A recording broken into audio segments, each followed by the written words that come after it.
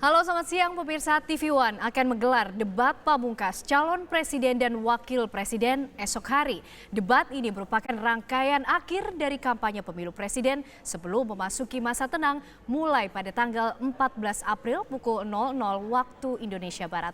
4 kali debat telah berlangsung dan sejumlah hal menjadi kontroversi di masyarakat. Adakah debat ini mempengaruhi tingkat keterpilihan calon presiden dan wakil presiden? Adakah masyarakat semakin paham dengan visi misi calon presiden dan wakil presiden yang akan mereka pilih pada 17 April mendatang? Bersama saya Kirana, inilah kabar khusus menuju debat pamungkas.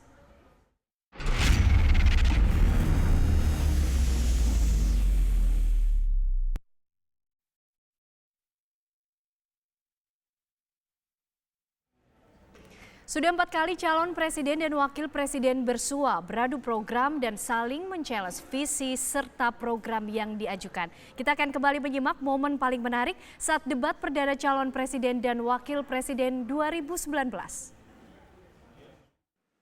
Kami ingin bertanya bahwa Bapak kan sudah memerintah selama 4 tahun lebih.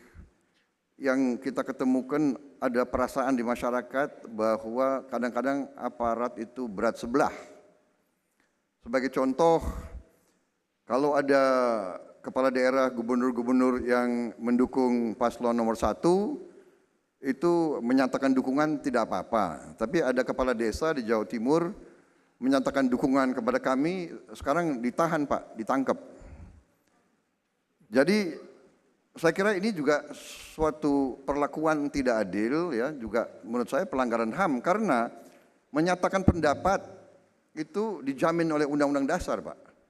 Jadi sebetulnya siapapun boleh menyatakan pendapat dukungan siapapun. Saya kira ini yang kami mohon Bapak perhitungkan, mungkin juga ada anak buah Bapak yang mungkin berlebihan. Waktunya habis Pak Prabowo. Selanjutnya langsung dari Paslon 01 menanggapi tanggapan Paslon 02, waktunya 1 menit. Ya jangan menuduh seperti itu Pak Prabowo. Harap tenang, silakan dilanjut Pak. Karena kita ini adalah negara hukum, ada prosedur hukum, ada mekanisme hukum yang bisa kita lakukan. Kalau ada bukti, sampaikan aja ke aparat hukum. Jangan kita ini sering gerusa-gerusu menyampaikan sesuatu, misalnya jurukamnya Pak Prabowo, misalnya ini katanya dianiaya, mukanya babak belur. Kemudian konferensi pers bersama-sama, akhirnya apa yang terjadi? Ternyata operasi plastik. Kalau ada ini negara hukum, kalau ada bukti, silakan lewat mekanisme hukum, laporkan dengan bukti-bukti yang ada. Gampang sekali kok, gampang sekali. Negara hukum ini, kenapa harus menuduh-nuduh seperti itu? Waktunya habis Pak Jokowi, waktunya habis.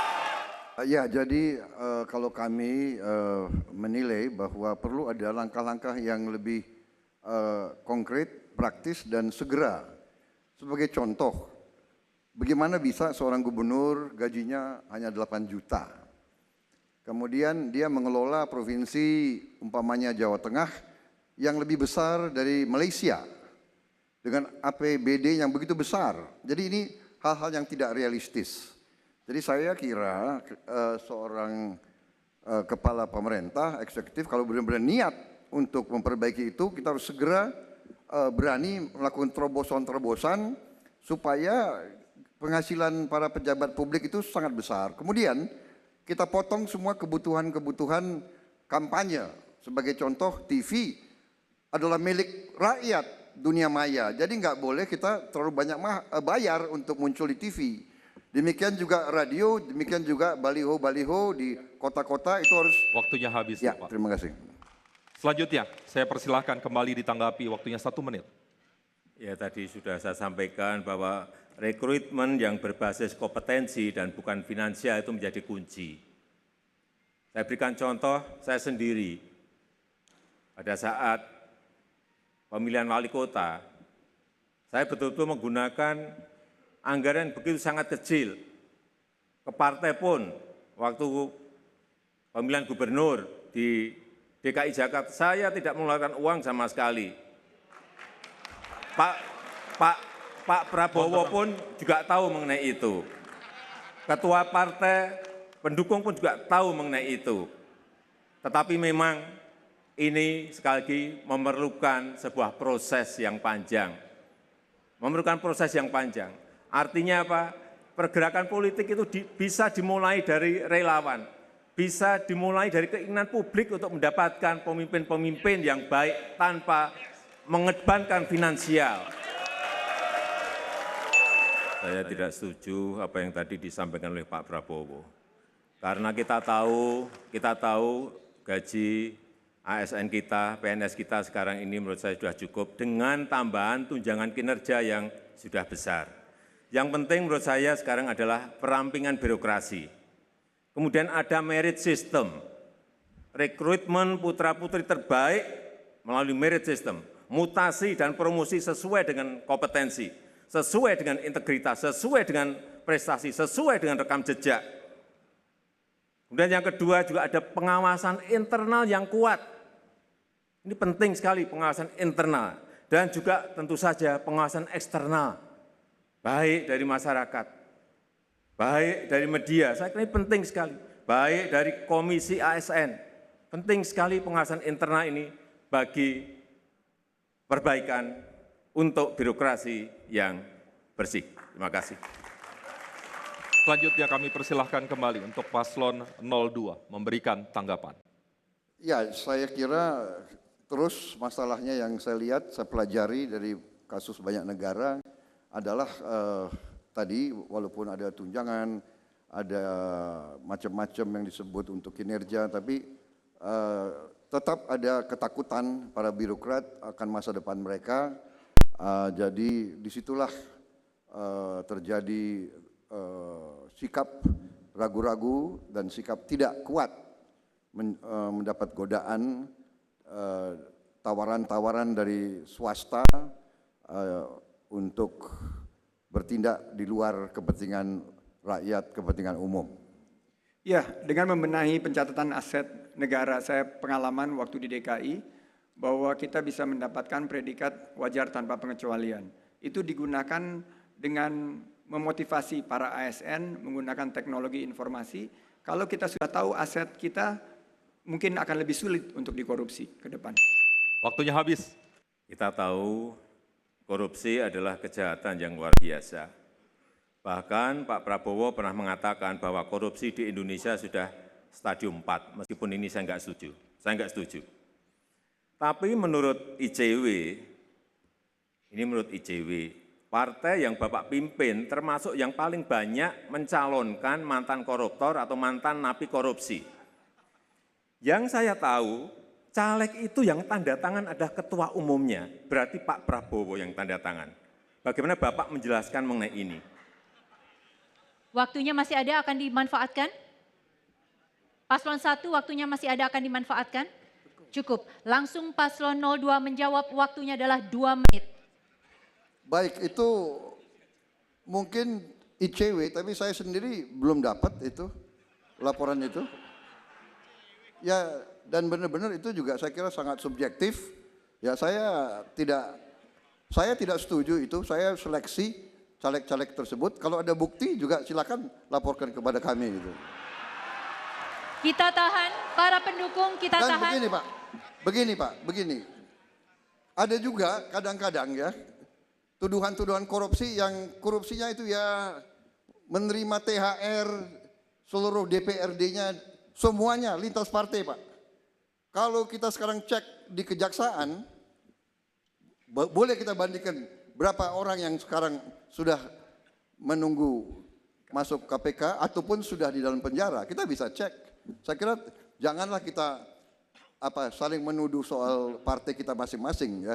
Saya jamin Partai Gerindra akan melawan korupsi sampai ke akar-akarnya. Kalau ada anggota Gerindra yang korupsi, saya yang akan masukin ke penjara sendiri. Waktunya masih ada, akan dimanfaatkan. Kita tahan paslon 02, waktunya masih ada, akan dimanfaatkan. Atau cukup? Cukup. Langsung paslon. Pokoknya kita anti korupsi. Pak Prabowo, jadi yang saya maksud tadi adalah mantan koruptor atau mantan napi korupsi yang Bapak calonkan sebagai caleg. Itu ada, IJW memberikan data itu jelas sekali. Ada 6 yang Bapak calonkan. Dan yang tanda tangan dalam pencalekan itu adalah ketua umumnya dan sekjen. Artinya Bapak tanda tangan. Pak, oh boleh jawab? Tidak boleh. Sebentar. Apakah waktunya sudah selesai untuk bertanya, untuk memberikan tanggapan? Sebentar. Sebentar. Kita tahan. Kita boleh tepuk tangan dulu, waktunya Jadi- di-freeze. Waktunya di-freeze, ditahan dulu, ditahan dulu. Pak Jokowi silahkan lanjut. Mohon maaf Pak Prabowo, jadi saya tidak menuduh partai Bapak korupsi, enggak, bukan. Ini mantan koruptor, mantan napi korupsi yang sudah Ya, waktunya Hukum. habis. Pak Jokowi silahkan langsung menanggapi paslon 02, waktunya adalah 1 Boleh. menit. Jadi mantan korupsi, saya kira kita pelajari dan begini, ini kan demokrasi Pak. Kita umumkan aja ke rakyat, kalau rakyat tidak mau milih ya nggak akan dipilih. Kan begitu. Yang jelas Pak, kalau kasus itu sudah melalui proses, dia sudah dihukum dan kalau memang hukum mengizinkan, kalau dia masih dianggap masih bisa dan rakyat menghendaki dia, karena dia punya kelebihan-kelebihan lain, mungkin korupsinya juga nggak seberapa, mungkin dia kena, mungkin dia begini, kalau curi ayam benar itu salah, tapi kalau merugikan rakyat triliunan, itu saya kira yang harus kita habiskan di Indonesia ini. Waktunya masih ada, akan dimanfaatkan? Cukup baik. Dan pemirsa, itu tadi cuplikan momen menarik di debat perdana dan kita akan membahasnya bersama dengan pakar gestur dan juga semiotika, ada Kang Acep Iwan Saidi. Selamat siang Kang Acep, apa kabar? Baik, Baik, alhamdulillah. Dan juga ada Bu Lely Ariana, pakar komunikasi politik. Selamat siang Bu Selamat Lely. siang Kak Nana, Assalamualaikum warahmatullahi Waalaikumsalam. wabarakatuh. Sehat Bu Sehat, Lely? alhamdulillah. Baik, Kang Acep, Bu Lely, melihat tadi debat pertama yang sudah sama-sama kita saksikan dengan tema hukum, HAM, korupsi dan juga terorisme. Kalau dari Kang Acep dan juga Bu Lely, melihat apa sebenarnya hal yang menarik dari debat pertama ini, Kang Acep? Oke. Mungkin sebelum ke situ saya harus tegaskan dulu karena ini kita akan detik-detik terakhir ya. Publik harus tahu bahwa ini sebuah kompetisi ya. Permainan untuk memenangkan kursi pertama. Dan 2 calon ini adalah 2 calon pilihan ya. Jadi final di situ bahwa kedua-duanya pada posisi yang sama sebagai orang terbaik hari ini di negeri ini ya. Jadi siapapun yang menang kita dukung itu ya. Kemudian yang kedua, karena itu maka ketika ada di panggung ya seperti ini debat, maka mereka memainkan peran ya. Mereka memainkan peran. 01 memainkan peran A, 02 memainkan peran B ya. Jadi jangan terlalu dilihat secara serius bahwa ini natural dan lain-lain. Ini adalah satu game untuk mendapatkan dalam kompetisi itu. Jadi saya kira publik juga harus paham ini supaya tidak terlalu baper gitu loh ya. Betul. Yang pertama dan yang kedua memang kemudian ketika peran itu dimainkan ya kita akan melihat sisi-sisi ketidaksadaran ya. Betul. Ketidaksadaran dari para pemain ini sehingga akan kelihatan sedikit atau banyak karakternya ya seperti itu. Nah sekarang kalau kita lihat debat yang pertama ini secara umum saya harus katakan bahwa debat ini belum sampai pada kualitas debat presiden ya untuk debat pertama ini. Mungkin Kenapa, karena pertama ya, jadi masih agak coba-coba dan seterusnya. Tapi saya melihat penyebab kedua itu karena basisnya konflik. Ya, kalau kita lihat tadi ya, basisnya itu bukan gagasan, bukan program, tapi basis yang diperdebatkan itu konflik. Ya. Konflik semacam apa, Kang Misalnya Acep? konflik tadi tentang mantan koruptor yang jadi caleg, kepala desa yang ditangkap dan lain-lain itu kan, itu konflik ya. Saya ingat seorang penulis Tom Nicol mengatakan kalau debat basicnya konflik maka itu akan seperti main bisbol tanpa wasit, ya, kemudian supporternya datang ke dalam ikut main gitu loh. Artinya apa? Artinya hanya terjadi perdebatan yang ya seperti di jalanan saja gitu loh, ya seperti itu. Jadi saya harus katakan bahwa debat pertama ini memang belum sampai pada kualitas debat calon presiden menurut saya, ya, overall seperti itu gitu. Belum sampai pada kualitas debat calon presiden karena masih berbasis pada konflik. Lalu Bu Lely melihat debat pertama ini, apa yang kemudian Bu Lely lihat dari cara komunikasi politik masing-masing paslon ini, Bu Lely, dari debat pertama? Oke. Tadi kalau Kang Asep tadi kan menggunakan pendekatan dengan teori dramaturgis dari Erving Goffman gitu. Jadi anggaplah wilayah pementasan pada saat debat itu adalah sebuah wilayah pertunjukan. Wilayah pertunjukan di mana kedua pasang aktor politik ini mempertontonkan model pendekatan kosakata politik, perilaku politik, gestur dan sebagainya lengkap terafiliasi ke sana. Tapi masalahnya mungkin karena waktu debat pertama itu ada kisi-kisi, maka kemudian pertunjukan itu tidak menarik gitu. Jadi tidak muncul otentisitas dari kedua pasangan calon ini yang bisa membuat masyarakat itu kemudian memberi pilihan. Buktinya apa? Setelah debat itu kan kemudian muncullah lembaga-lembaga survei yang menampilkan hasil elektabilitas keduanya. Dan keduanya tidak beranjak gitu, jadi stagnan di tempat masing-masing. Nah ini menariknya. Dan yang kedua, bahwa sejatinya komunikasi itu jelas-jelas berlangsung dalam sebuah dunia yang sebenarnya sangat objektif. Karena itu ada diskursus, kemudian ada pembicara, ada audien, ada juga respon. Ternyata responnya itu bukan respon pemilih, tapi respon di media sosial yang justru lebih kenceng dari apa yang diungkapkan oleh kedua pasang calon tadi. Ini menariknya, jadi artinya tidak membawa efek apa-apa dari yang terjadi di debat pertama itu. Meskipun karena ramai, tidak ada kisi-kisi gitu. Meskipun ramai dibahas di media sosial, iya, Bu Lely? buktinya kemudian hasil survei kan tidak menunjukkan ada kenaikan di satu pihak, di kedua belah pihak lah. Artinya kan dua-duanya tidak naik, otomatis kalau satu naik yang satu kan turun. Ini jelas tidak terjadi hal yang demikian ketika debat pertama. Karena ada kisi-kisi itu tadi. Artinya, jadi otentisitas dari kedua pasang calon itu juga tidak muncul. Karena seperti terbelenggu oleh batasan dari kisi-kisi yang sudah dibebankan kepada mereka. Kisi-kisi itu bukan membuat mereka makin bisa mengelaborasi, tapi justru membuat mereka itu terbebani. Bahwa kita harus ngomong ini, lalu kemudian kan banyak bermunculan statement juga dari berbagai pakar yang mengatakan mereka tidak otentik. Karena tiba-tiba yang satu nampak seperti menjadi garang, yang satu seolah-olah menjadi lembut begitu. Artinya kedua masing-masing pasangan calon ini terlihat di debat pertama cukup menahan diri karena tidak keluar otentisitas masing-masing karena ada kisi-kisi yang sudah diberikan. Iya, bisa jadi berlangsung seperti itu. Karena tadi saya bilang, sejatinya kan komunikasi itu berlangsung dalam semua dunia yang jelas-jelas objektif. Artinya objektif bagi orang yang akan mengemukakan pendapatnya. Dan komunikasi politik itu adalah proses penyampaian pesan, pertukaran pesan politik dari satu orang atau sekelompok orang kepada sejumlah penerima pesan yang bisa mengatur mereka di bawah tingkah laku pertentangan.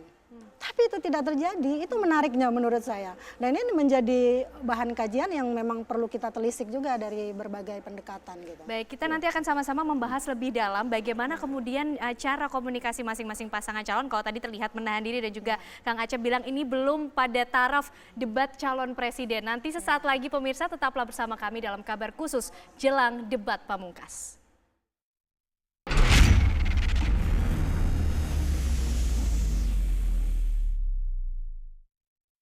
Masih bersama kami dalam kabar khusus menuju debat pamungkas. Dan pemirsa, kami akan kembali membahas mengenai debat pertama yang berlangsung bersama dengan Kang Acep dan juga Bu Lely. Bu Lely, kalau tadi dikatakan tidak terlihat otentisitas keduanya. Ya.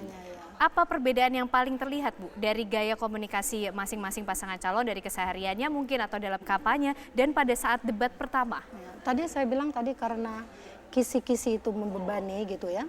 Sehingga dua-duanya dibatasi imajinasinya tentang hal yang harus disampaikan. Artinya apa? Komunikasi yang dibangun untuk memahami sebuah realitas, tanpa acuan realitas itu sendiri kan kata Charlotte sama Hikin nggak mungkin bisa dilakukan. Jadi ketika yang mereka bicarakan itu ingin ngomong soal realitas politik keseharian yang harus mereka perjuangan keduanya. Kalau Pak Jokowi misalnya ingin melanjutkan apa yang sudah dilakukan, kalau Pak Prabowo ingin melakukan apa yang akan dikerjakan kalau terpilih, itu nggak muncul.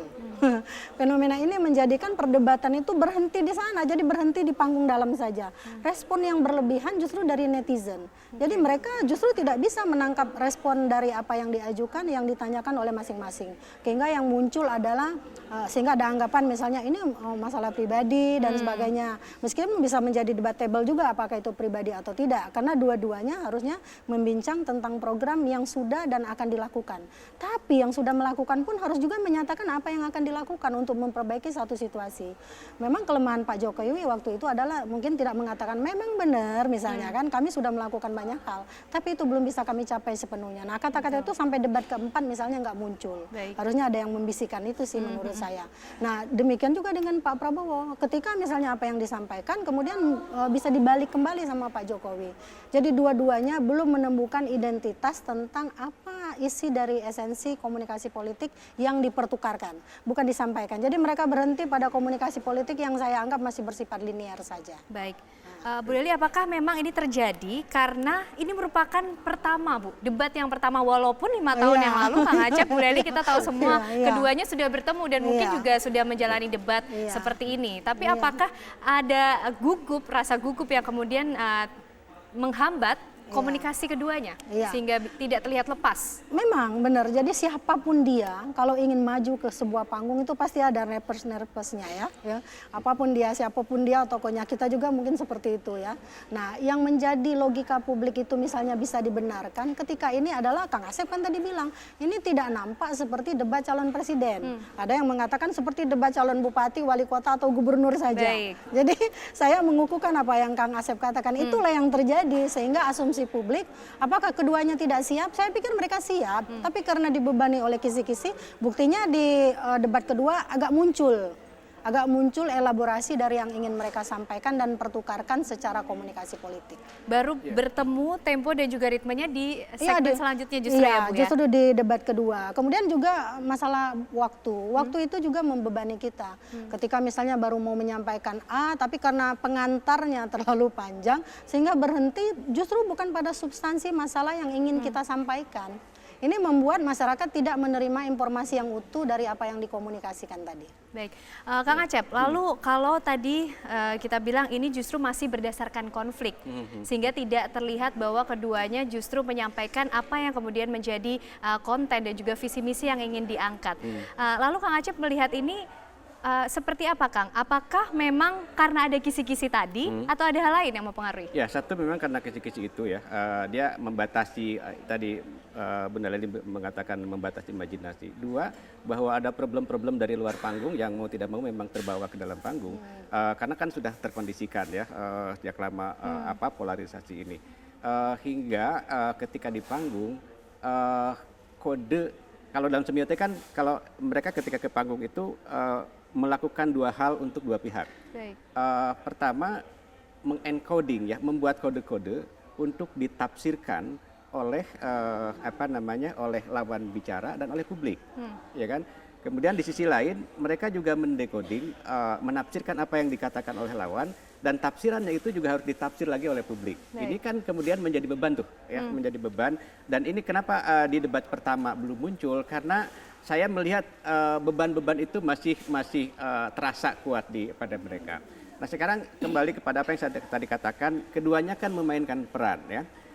Misalnya 01 itu memerankan sebagai pemain yang memang agresif gitu kan. Agresif. Kemudian 02 defensif ya, defensif. Maka akan kelihatan bahwa 01 menyerang dan tampak emosional dan 02 sangat tenang ya karena bertahan. Nah peran-peran ini. Tapi memang pada titik-titik tertentu kita menemukan juga yang saya katakan tadi gerak tak sadar itu ya. Misalnya saya melihat pada Pak Jokowi ya, pada Pak Jokowi saya melihat agak lost itu, saya katakan offset itu ya, ketika misalnya beliau menunjuk langsung ke persoalan pribadi ya. Karena bagaimanapun ketika menunjuk mantan koruptor itu dan ditandatangani oleh Pak Prabowo, itu sudah menunjuk persoalan pribadi dan itu tidak boleh dilakukan menurut saya ya. Dan yang kedua itu ketika closing statement ya, bagaimana beliau tidak memanfaatkan waktu keseluruhan dan ketika moderator bertanya masih mau belum menyampaikan apresiasi, ini Pak Jokowi tidak cukup sambil melinting ini kan. Nah itu menurut saya lost di situ ya. Tapi di pihak Pak Prabowo juga ada loss itu ya. Kalau kita lihat Saya pikir salah satu kelebihan dari 02 itu pada titik ini adalah chemistry ya. Keduanya sangat berkomunikasi. Tapi pada satu titik itu ada yang over menurut saya, yaitu ketika Bang Sandi itu memijit itu ya Pak Prabowo. Menurut saya ini menunjukkan keakraban, tetapi rasanya agak lewat tuh ya, agak lewat itu sehingga kode yang dibangunnya itu agak ada overcoding gitu ya, seperti itu. Nah, menurut saya ya ada beban-beban itu. Beban bagaimana saya harus menjawab di satu pihak, pada pihak yang lain saya harus membuat satu kode yang bisa ditafsir oke oleh publik kan seperti itu. Jadi kemudian ini menjadi agak kaku seperti itu hingga kontennya terlupakan ya. Saya berikan contoh konten yang menurut saya sangat menarik, misalnya persoalan hukum ya. Kan hukum itu betulnya kalau kita ngomong bicara hukum hari ini dan hukum ke depan, misalnya hukum di dunia maya itu sendiri ya, itu tidak tersentuh sama sekali tuh hukum IT itu ya. Padahal itu yang sekarang sedang jadi persoalan ya.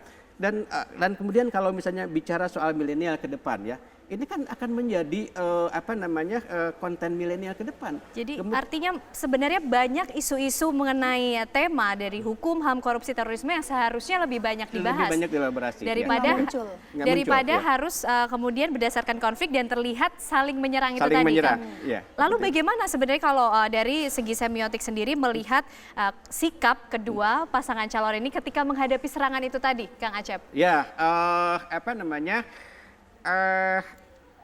kita akan melihat ya bagaimana ketika yang menjawab itu tidak bersiap ya, tidak siap karena tidak ada di benak beliau ya. Baik, dari luar kisi-kisi itu tadi ya Kang ya. Akan kelihatan itu. Atau ketika makanya jawaban-jawaban yang muncul itu sering jawaban-jawaban yang tidak substansial. Misalnya begini, persoalan disabilitas, gitu kan? Persoalan disabilitas. Itu Pak Prabowo bertanya itu, apa yang muncul di benak Pak Jokowi tentang penyamarataan disabilitas? Apa? Hadiah.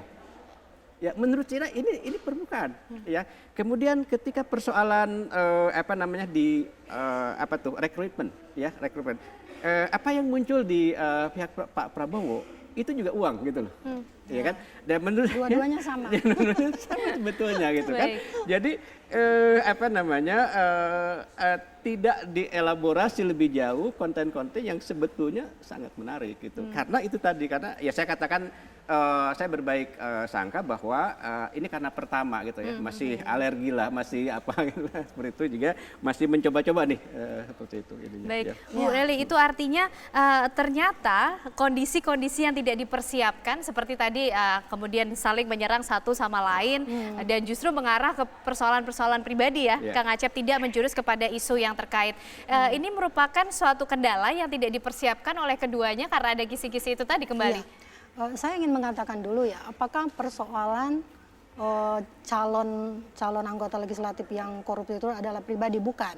Karena apa? Itu adalah pesan dari peraturan KPU yang memang menginginkan bahwa sebenarnya itu pesannya bukan hanya kepada Pak Prabowo, bahkan kepada partai pendukung Pak Jokowi sendiri, bahwa sejatinya calon-calon yang diusulkan oleh partai-partai politik itu tidak boleh yang berlatar belakang koruptor. Tapi kemudian Mahkamah Konstitusi kan menganulirnya juga, pada akhirnya mereka tetap bisa melenggang dan sebagainya. Dan anehnya juga kemudian beberapa partai politik yang mengusung mantan koruptor itu sendiri bisa meningkat elektabilitasnya justru tidak turun gitu. Yang ini juga yang membuat aneh bagi saya. Memang banyak sekali perdebatan tidak substantif yang tiba-tiba terhambat untuk dikeluarkan. Misalnya Pak Prabowo kan punya program untuk emak-emak sama milenial. Itu kan nggak muncul juga. Pak Jokowi juga kemudian pertanyaannya juga tidak menyasar kepada apa sih kelemahan lawan dari program yang ingin dimunculkan tadi, yang ingin menjadi primadona lah bagi dia tidak seperti ini, saya seperti ini misalnya, itu tidak muncul. Pak Jokowi juga nggak bisa nanya seperti itu, Pak Prabowo juga nggak bisa menjawab itu. Jadi dua-duanya sama. Saya ingin adil saja ya, karena ini memberi pembelajaran juga kepada pemirsa TV One. Jadi ketika misalnya seorang pakar mengatakan sesuatu yang tidak sebagaimana mestinya, maka itu menjadi referensi bagi kalangan di media sosial itu. Itu sebab misalnya kenapa seorang politisi itu kan kadang-kadang terkaget-kaget ketika dia sendiri tidak percaya dengan omongannya. Tapi dia kaget ketika masyarakat percaya pada apa yang dia katakan. Nah, seharusnya ini tetap bisa dibungkus dalam debat pertama dan kedua. Tapi yang kita bahas kan bukan 3 dan 4. 3 dan 4 kan beda lagi. Nah, dua hal inilah yang menurut saya menyebabkan tidak ada satupun dari kedua kandidat ini yang elektabilitasnya bisa terdongkrak oleh debat 1 dan debat 2. Artinya ada sebenarnya efek-efek lain, efek dari masyarakat, respon dari masyarakat yang justru sebenarnya bisa dimanfaatkan oleh kedua masing-masing pasangan calon. Baik, kita akan membahas lebih lanjut nanti dan kita akan juga melihat bagaimana perdebatan keduanya dalam debat kedua. Namun sesaat lagi pemirsa tetaplah bersama kami dalam kabar khusus menuju debat pamungkas.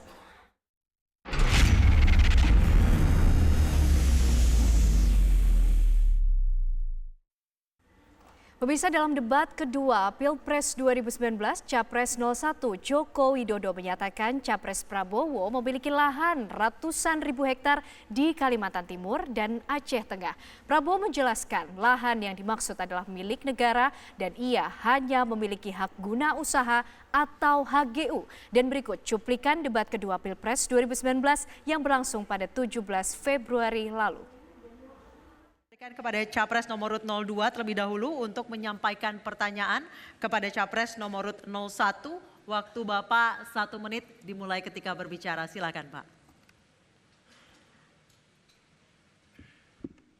Saya ingin bertanya bahwa Bapak Joko Widodo waktu begitu menjabat sebagai Presiden dalam beberapa kesempatan menyampaikan bahwa tidak akan import komoditas-komoditas pangan. Ternyata dalam 4 tahun Bapak memimpin, Bapak banyak sekali mengimpor, Pak. Komoditas-komoditas itu ada datanya semua. Ini terus terang saja yang kami dengar sangat memukul kehidupan petani-petani kita. Petani tebu, panen, tapi gula dari luar masuk dalam jumlah yang sangat besar, Pak. Jutaan ton. Sehingga baik, waktunya sudah habis, kemudian mohon maaf Bapak. demikian juga komoditas lain. Waktunya sudah habis. Padahal Bapak sendiri membanggakan bahwa produksi naik. Jadi mohon jawaban, Pak. Baik, silakan Bapak nomor urut 01 untuk menjawab. Waktu Bapak 2 menit dimulai ketika berbicara. Silakan. Terima kasih. Tadi di depan sudah saya sampaikan bahwa di tahun 2014 kita mengimpor jagung itu 3,5 juta ton. 2018 kemarin perlu saya sampaikan kita hanya mengimpor 180.000 ton. Artinya petani kita, petani jagung kita telah memproduksi 3,3 juta ton. Sehingga impor itu menjadi sekarang ini dapat dikatakan sangat jauh berkurang. Memang tidak mungkin kita membalikkan tangan dalam sehari, 2 hari atau setahun, 2 tahun. Memerlukan sebuah waktu panjang untuk melakukan itu. Di bidang beras, perlu saya sampaikan juga bahwa sejak 2014 sampai sekarang import kita untuk beras ini turun. Dan produksi beras kita, supaya kita tahu semuanya, 1984 kita memang swasembada. Dan saat itu produksi beras kita 21 juta ton per tahun. 2018 kemarin produksi beras kita 33 juta ton beras. Konsumsi kita 29, artinya apa? Ada stok, ada surplus sebanyak hampir 3 juta ton, 2,8 juta ton. Apa artinya? Kita ini sebenarnya sudah surplus. Kenapa pertanyaannya? Kenapa kita impor? Kenapa kita impor? Karena impor itu untuk menjaga ketersediaan stok, untuk menstabilisasikan harga. Kita juga harus punya cadangan untuk bencana. kita harus punya cadangan juga untuk gagal panen, kita harus juga punya cadangan untuk kalau terkena hama. Baik, waktunya Tanpa cadangan itu berat. sudah habis, Pak. Baik. Harap tenang. Mohon tenang hadirin sekalian. Selanjutnya Capres nomor 02 untuk menanggapi. Waktu Bapak 2 menit dimulai ketika berbicara. Silakan Pak. Ini jawaban yang selalu kita dengar, Pak. Tetapi masalahnya adalah strategi yang saya katakan, memang strategi dan mungkin falsafah ekonomi kita yang berbeda. Kita ingin berdayakan produsen kita sendiri. Jadi kalau memang kita sudah kelebihan stok, ya kenapa kita harus import? Mohon tenang. Itu yang jadi masalah. Kalau kita sudah benar kelebihan 3 juta, kenapa harus kita import? Apakah tidak lebih baik devisa itu dihemat, kemudian digulirkan, kita buka lahan baru, kita bantu benih, kita bantu pupuk. Pupuk itu sampai ke petani, ya. Jadi ini mungkin falsafah beda, Pak. Kami berpegang kepada ya bahwa ekonomi harus untuk rakyat, bukan rakyat untuk ekonomi. Jadi pasal 33 bagi kami ini adalah suatu pengaman. Dan ini yang kita lihat dari mana-mana, ini yang diminta oleh para petani di mana. Dia minta harga yang baik, tapi dia juga minta jangan import pada saat panen.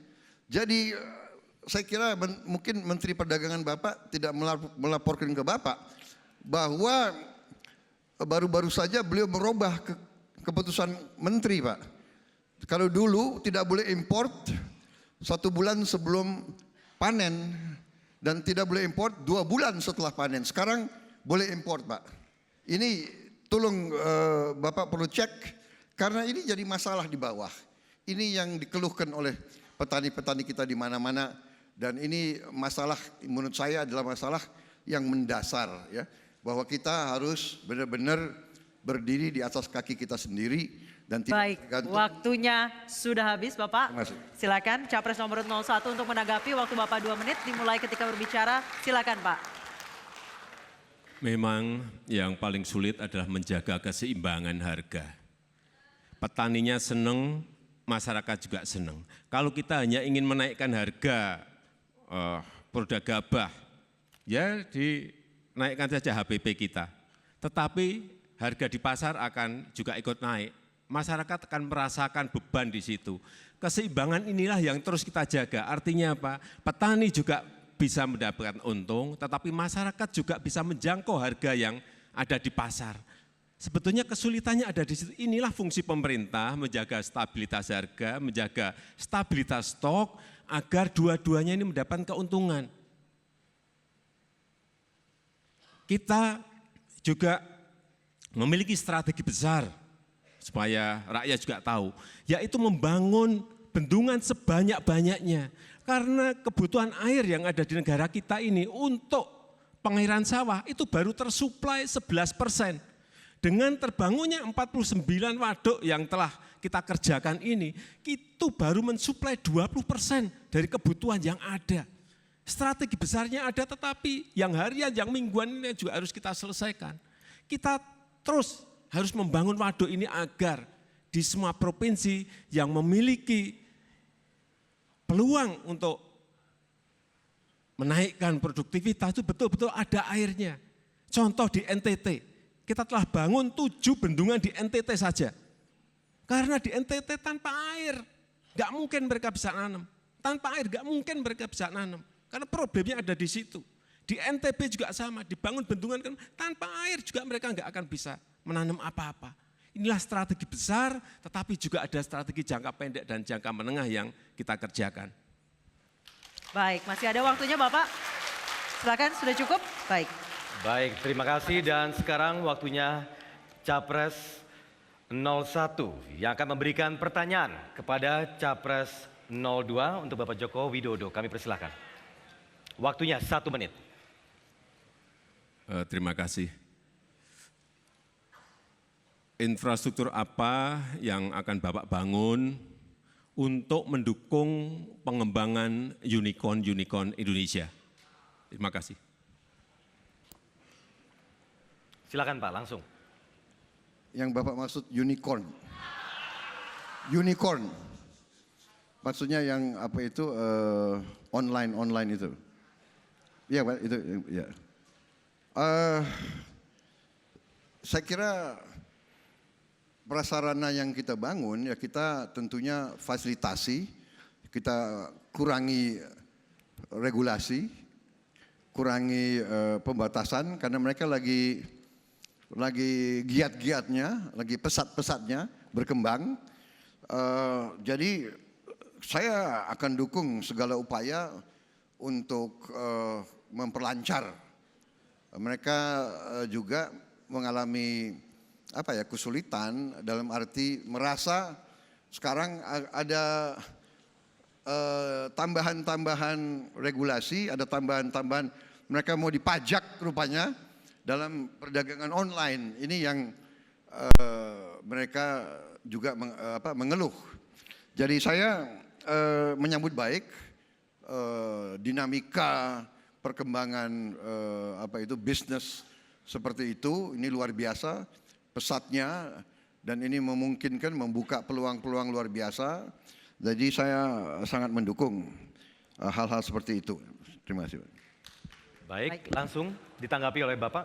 Ya, jadi perlu saya sampaikan bahwa dalam rangka memberikan dorongan kepada unicorn Indonesia. Kita tahu di negara ASEAN ini ada 7 unicorn dan 4-nya ada di Indonesia. Oleh sebab itu kita ingin agar tidak hanya 4 tetapi ada tambahan-tambahan unicorn baru di Indonesia, startup baru yang ada di Indonesia. Kita telah menyiapkan program 1000 startup baru yang kita linkkan dengan inkubator di global agar mereka memiliki akses untuk inovasi mereka bisa dikembangkan di negara-negara lain.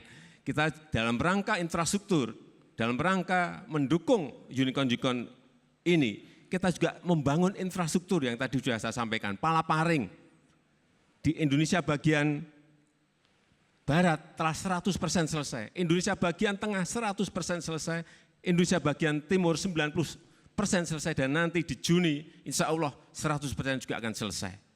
Ini menyambungkan backbone dengan broadband dengan kecepatan yang sangat tinggi. Kemudian yang kedua juga sistem 4G.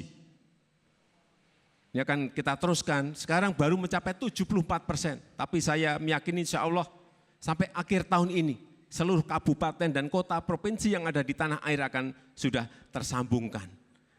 Yang ketiga, regulasi yang memudahkan. Startup ini juga terus kita dorong, tanpa regulasi yang sangat ketat. Mereka mendaftarkan lewat online bisa sekarang ini. Inilah yang terus kita dorong sehingga benar-benar kita mampu menyongsong revolusi industri 4.0 dengan SDM yang telah kita siapkan lewat inkubasi yang ada sekarang ini yang sudah dalam 3 tahun ini kita siapkan. Baik, cukup Pak. Baik, silakan langsung ditanggapi Bapak Prabowo Subianto. Mohon tenang. Waktunya juga 2 menit. Ya, jadi kita tahu derap kecepatan dinamika perkembangan internet, IT, telecommunications berkembang dengan sangat-sangat pesat. Dan memang saya juga mendukung semua upaya untuk kita mengejar dan mengambil posisi. Tetapi hal-hal mendasar, Pak Jokowi saya lihat ya, hal-hal mendasar dalam perekonomian Indonesia adalah bahwa terjadi suatu disparitas, suatu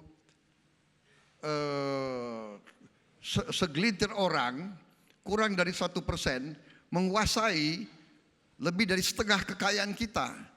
Jadi kalau ada unicorn, ada teknologi hebat, saya khawatir ini nanti lebih mempercepat nilai tambah dan uang kita lari ke luar negeri. Ini yang saya khawatir. Ya, silakan Anda ketawa, tapi ini masalah bangsa.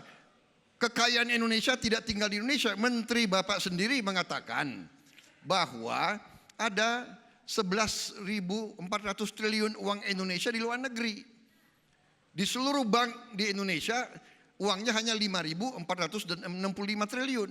Berarti lebih banyak uang kita di luar daripada di Indonesia. Nah, kalau kita tidak hati-hati dengan antusiasme untuk internet, e-commerce, ini, itu, saya khawatir ini juga bisa mempercepat arus larinya uang ke luar negeri.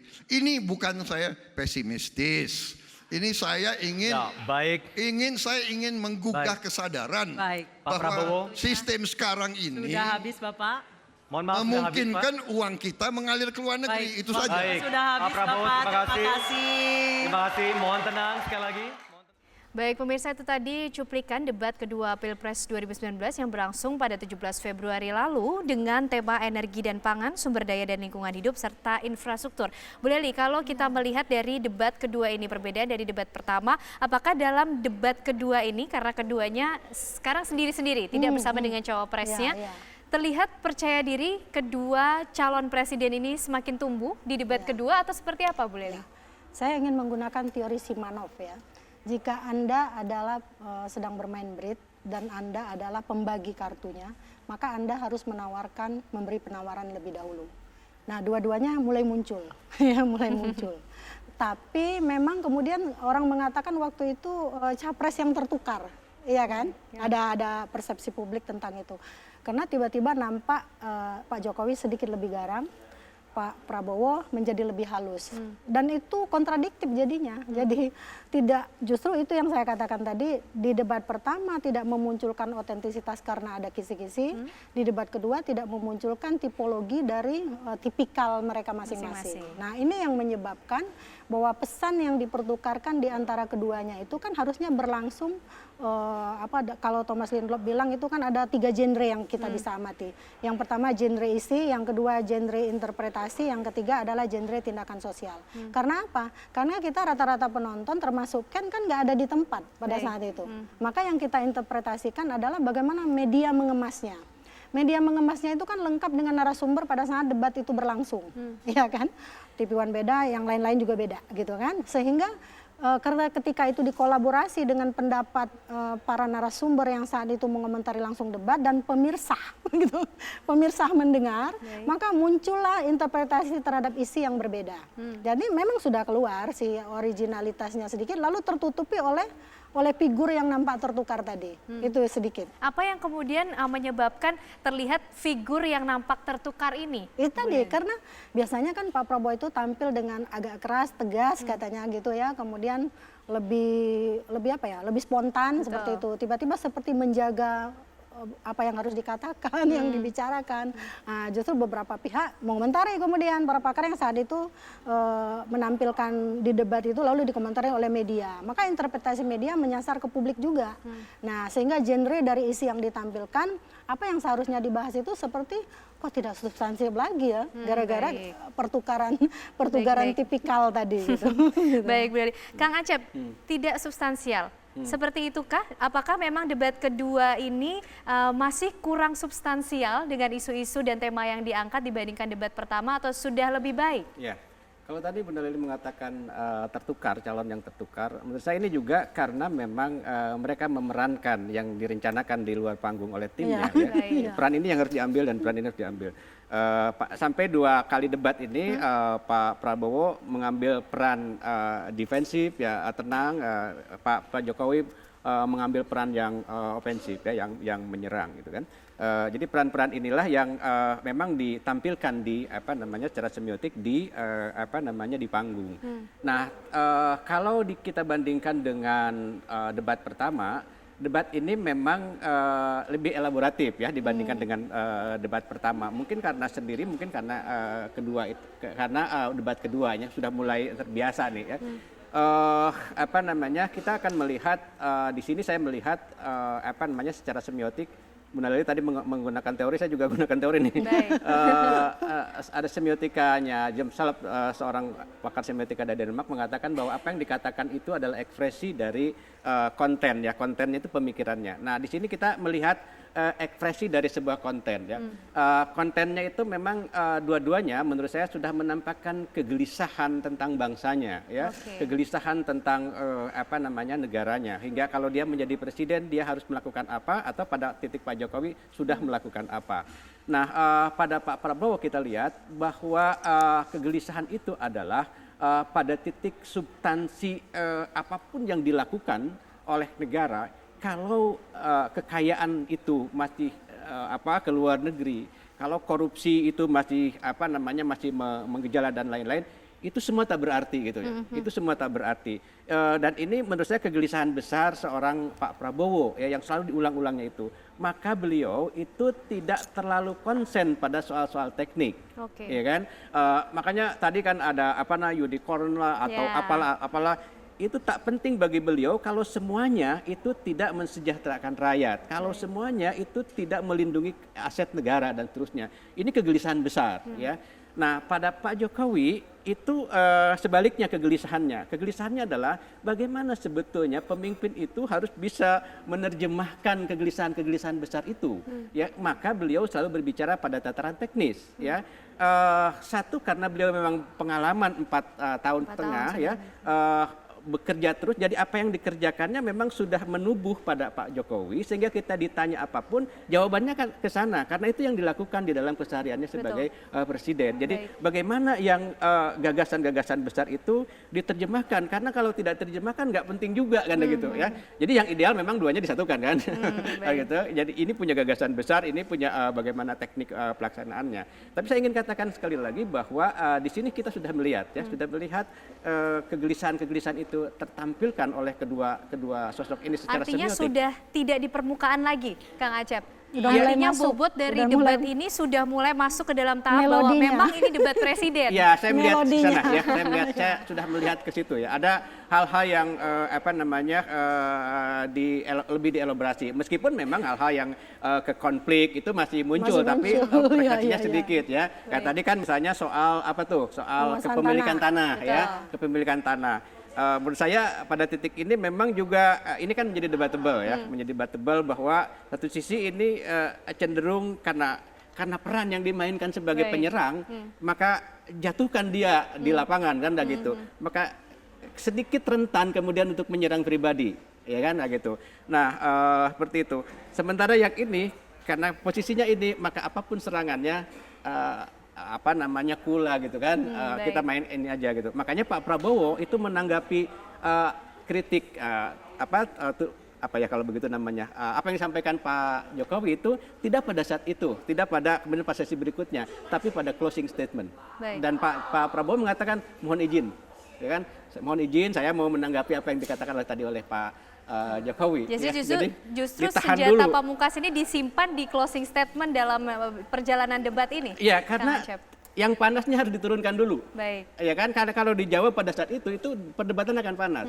Maka Pak Prabowo mengundur itu sampai ke closing statement. Jadi dia turun dulu tuh ininya, nadanya gitu kan, turun dulu suasananya gitu. Jadi saya kira itu ya permainannya. Gitu. Baik, Kang Acep, kalau tadi dibilang di debat pertama ada konflik, berdasarkan konflik. Dan di debat kedua juga justru masih terlihat adanya konflik itu menyerang satu sama lain dan kadang menuju ke ranah pribadi. Bu Leli, apakah memang konflik ini kemudian dari debat-debat yang ada selalu terlihat? Iya. Dalam sayang sekali tadi debat. waktu yang debat pertama closing statementnya kan tidak ditampilkan, ya. Sebenarnya kita bisa mengamati dengan lebih tuntas lagi di sana. Kedua-duanya itu tidak mengikuti apa yang disarankan oleh moderator. Dua-duanya tidak memberi apresiasi. Sehingga saya mengatakan kenapa dua-duanya tidak bisa memberi apresiasi, karena tidak ada kisi-kisi gitu. Jangan-jangan nggak ada kisi-kisi di dalamnya kan, seperti itu. Lalu kemudian berlangsunglah di debat kedua. Memang ada pertanyaan yang kalau tidak salah waktu itu Pak Prabowo menyatakan percuma saja bagi-bagi sertifikat itu, nggak ada gunanya gitu kan. Pak Jokowi menjawab ada gunanya, tapi saya memang tidak bisa memberi banyak kepada masyarakat karena banyak tanah yang dikuasai oleh tokoh-tokoh elit. Nah, termasuk sebenarnya di kubu Pak Jokowi juga kan ada yang menguasai itu. Sebenarnya saya justru ingin adil mengatakan ketika Pak Jokowi menembak, tembakannya bukan hanya kepada Pak Prabowo, tapi juga kepada elit lain yang ada di lingkungannya. Sehingga menurut saya ini karena pertanyaannya substansinya ke sana, maka dijawabnya substansinya juga ke sana. Nah, itu konflik, benar itu konflik. Tapi itulah dalam debat yang ingin ditonjolkan yang namanya satu penantang, satu petahana. Tentu harus ada konflik yang ditonjolkan, tapi bagaimana cara menjawabnya di kedua belah pihak. Oke, Anda punya program ini soal dari sejak awal kayaknya ada kartu mengartu ya. Itu bukan debat ketiga ya? Di debat ketiga ya? Betul, Oke. debat ketiga sudah Ya, mulai oke, itu kita nggak bicara soal itu. Dari berbagai program yang sudah dilaksanakan oleh Pak Jokowi misalnya, di mana titik lemahnya? Di mana titik lemahnya? Kalau misalnya petahana nggak bisa jawab, berarti itulah lemahnya. Tapi kalau misalnya dibalikan lagi, menjadi konflik itu menjadi seimbang perdebatannya gitu.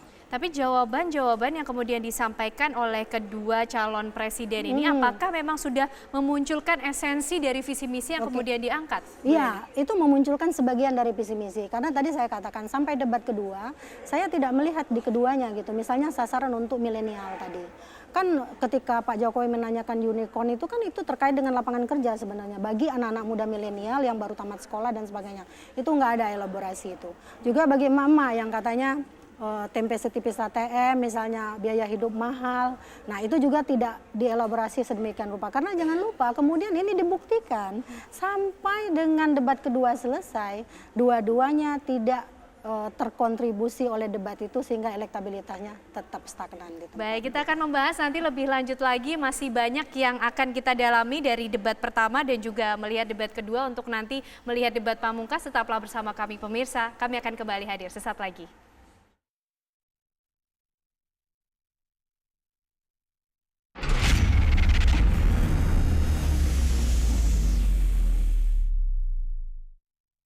Anda masih kembali bersama kami pemirsa dalam kabar khusus menuju debat pamungkas, dan kita akan kembali membahas lebih lanjut mengenai debat pertama dan juga debat kedua yang sudah berlangsung beberapa waktu lalu.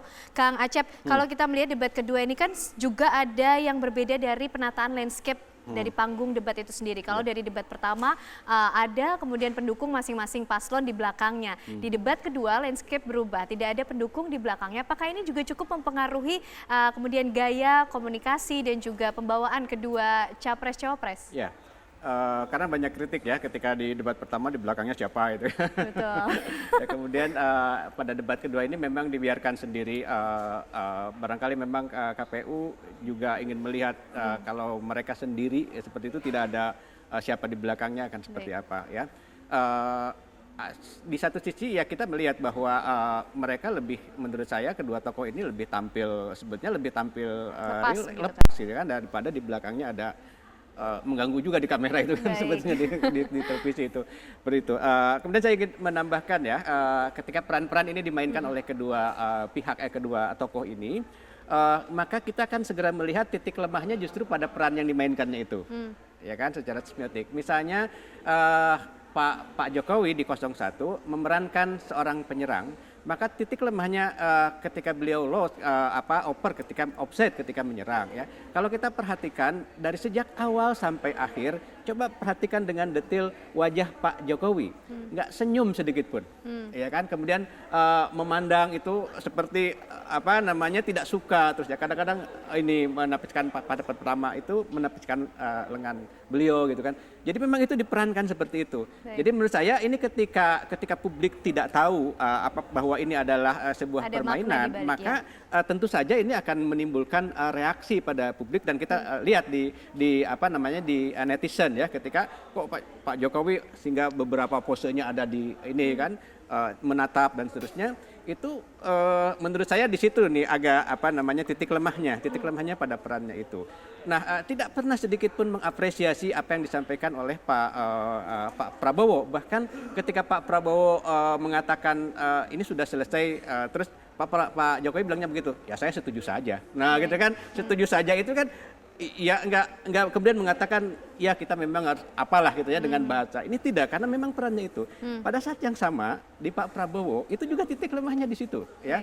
Jadi karena peran lembut, peran tenang, maka selalu ya saya memang kalau memang begini ya kita terima gitu loh ya. Selalu mengapresiasi ya. Kadang mengapresiasinya beberapa kali jadi agak berlebihan gitu loh ya. Nah, karena terbebani oleh peran Anda harus memerankan ini nih gitu loh ya. Dan kemudian ketika itu terlihat di publik, maka ini Pak Prabowo seperti apa sih gitu? Masa debat seperti ini gitu loh ya. Padahal kalau kita tahu ini memang perannya di situ gitu. Tapi justru titik lemahnya pada akhirnya kemudian di peran yang dimainkan oleh kedua. Artinya peran yang kemudian mungkin juga sudah disusun oleh masing-masing tim dari paslon ini justru dinilai di debat pertama dan kedua ini membebani masing-masing tokoh ini. Ya, maksud saya kemudian di peran-peran itu ya memang membebani karena harus berperan itu ya. Tidak seperti biasanya berarti kan? Tidak seperti biasanya, tidak genuine kan, karena harus memerankan itu. Jadi memang ada beban di sana gitu kan. Nah, jadi beban itu kemudian akan muncul kelihatan ketika nggak terkontrol nih, itu kan nggak terkontrol sehingga menjadi over gitu, perannya menjadi over gitu loh ya. Jadi rencananya mungkin tidak seperti itu, gitu ya. Tapi karena ada beban itu, jadi kelihatan menjadi agak kaku gitu loh. Dan pada titik itulah kemudian ya opernya kelihatan gitu loh ya. Opernya kelihatan. Saya harus tenang dan seterusnya, saya harus tanggapi apapun dengan tenang. Ini kata Pak Prabowo. Kata Pak Jokowi, hantam terus kan seperti itu kan. Jadi kita melihat titik lemahnya pada peran-peran itu ya. Kelemahan itu terlihat Bu Lely kemudian bermuara atau juga mungkin bisa memperlihatkan adanya kemudian kecanggungan antar keduanya ketika harus menyampaikan ide-ide, ketika harus berargumen dan juga menyampaikan kembali visi misi, artinya kemudian lost control. Iya. Gitu. Jadi karena Kang Asep bilang soal peran, jadi kita anggap aja itu panggung sandiwara gitu kan. Karena peran itu kan dimainkan di panggung pertunjukan politik gitu kan. Benar tuh ketika Erving Goffman mengatakan bahwa panggung depan itu ada sebuah wilayah panggung di mana politisi itu mementaskan dirinya apa adanya, tapi perilaku tidak layak tidak boleh muncul ke panggung depan. Dia harus steril dari penonton. Sebaliknya di panggung belakang itulah segala skenario itu bisa digodok. Skenario itu dibangun oleh tim BPN dan TKN mereka kan. Sehingga apapun penampilan mereka ketika itu yang mencoba memoles keduanya menjadi kemudian tidak identik. Meskipun perdebatannya udah mulai masuk ke substansi. Tapi penampilan tadi karena yang tertukar tadi sehingga ada edisi joget-joget misalnya. Ada perbedaan antara debat pertama sama debat kedua. Karena apa? Di debat pertama itu kan tampil berdua, ya kan? Kohesiveness dan konformitas, kalau dianggap Pak Jokowi sama Pak Maruf sebagai sebuah kelompok, Pak Prabowo sama Mas Sandi juga adalah sebuah kelompok, itu akan terlihat bagaimana kohesiveness dan konformitas mereka sebagai sebuah kelompok kecil gitu ya. Sehingga kalau terlihat di awal-awal pertama Pak Maruf Amin misalnya tidak terlalu terlibat dalam diskusi itu. Saya mengatakan itu seperti diskusi saja, bukan debat gitu ya. Nah, di debat kedua karena kemudian bisa menampilkan gestur yang sejatinya seperti apa, tapi kemudian dibungkus dengan perubahan identitas tadi yang menyebabkan ini tidak menarik. Sebenarnya dua-duanya menampilkan ingin tahuan atau aku nggak mau dengar deh omongan kamu. Ekspresinya seperti itu terlihat di layar kaca. Tapi yang menjadi masalah kita kan tidak berada di panggung yang sama di saat itu mereka berada. Sehingga apa yang ditampilkan itu kita hanya melihat ketika TV ini nyorotnya dari sudut yang berbeda, TV yang lain melihatnya dari sudut yang berbeda. Sehingga kita tidak bisa menerjemahkan itu secara keseluruhan menurut saya. Sehingga yang tampil itu tadi ada konotasi ini adalah panggung peran yang tertukar gitu ya. Sehingga seolah-olah ini bukan petahana, yang petahana, ini pendebat dan sebagainya. Padahal dua-duanya harus punya positioning masing-masing, itu yang belum terlihat. Baik, kalau tadi juga Bu Lely sudah menyinggung dari peran calon wakil presiden dari masing-masing nomor urut ini. Dari debat pertama dan juga debat kedua ini, terlihat tidak sih Bu seberapa kuat sebenarnya peran dari masing-masing calon wakil presiden kemudian dalam melengkapi calon presiden yang harus didampinginya? Iya. Waktu itu kan ada kritik nih ketika Pak Maruf Amin misalnya tidak ikutan ketika Pak Jokowi nanya, Bapak mau menambahkan, oh tidak cukup misalnya. Lalu kemudian media sosial ramai banget gitu kan.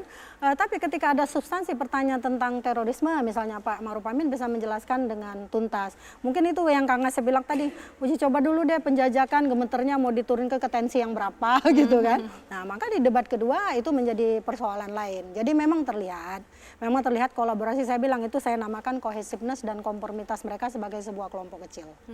Gitu. Begitu, Kang Acep, artinya calon wakil presiden di debat pertama kalau kita melihat sebelumnya, dengan perbedaannya di debat kedua, seberapa kuat perannya? Ya, kalau kita kembali ke debat pertama ya, kita memang melihat chemistry keduanya ya.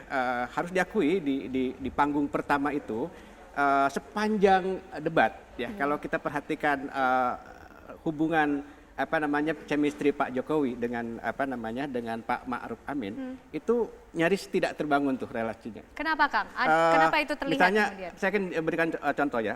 Saya tonton dengan jelas itu. Kadang Pak Amin membaca gitu loh. Kadang begini.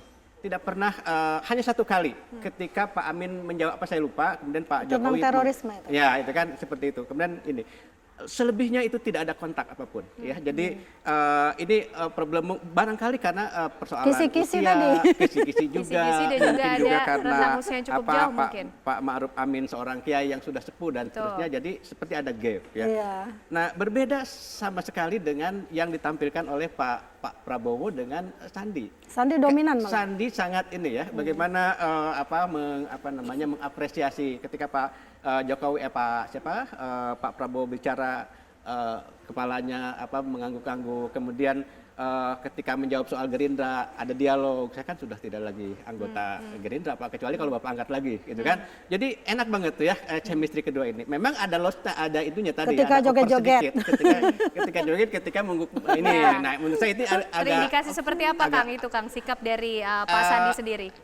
Saya melihat pergaulan hubungan mereka di bawah panggung itu terbawa tuh.